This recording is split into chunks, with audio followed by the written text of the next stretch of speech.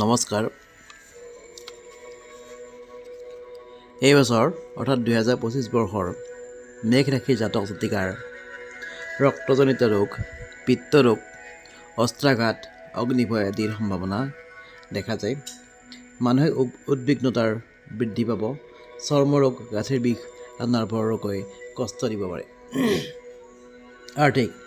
আৰ্থিক দিশত এই বছৰ মেঘ ৰাশিৰ শুভাশুভ ফল প্ৰাপ্তি হ'ব, যদিও ব্যয় বৃদ্ধিৰ সম্ভাৱনা প্ৰকট হৈ পৰিছে।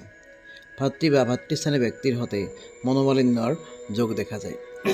কৰ্ম বা চাকৰি, চিকিৎসা বিভাগ, কৃষি, অইল আদি ক্ষেত্ৰত কৰ্মলাভৰ যোগ দেখা যায়। ব্যৱসায়ৰ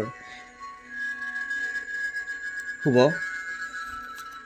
বিদ্যা, বছৰ আৰম্ভণিতে যদিও বিদ্যা ক্ষেত্ৰত বিভিন্ন খেলিমেলিৰ আৰম্ভণি হ'ব, তথাপিও বছৰৰ মধ্যভাগৰ পৰা বিদ্যাৰ্থীসকলৰ শুভ।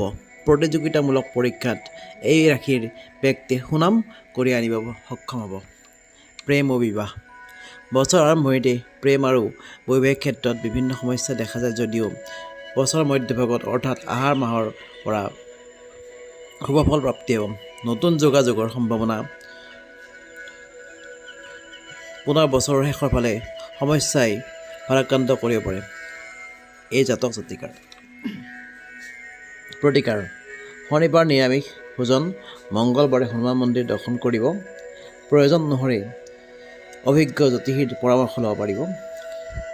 মা বগলা স্তুতি কৰিব আৰু ওম হ্ৰীং ঐং কুজাই স্বাহা মন্ত্ৰ জপ কৰিলে সুফল লাভ কৰিব।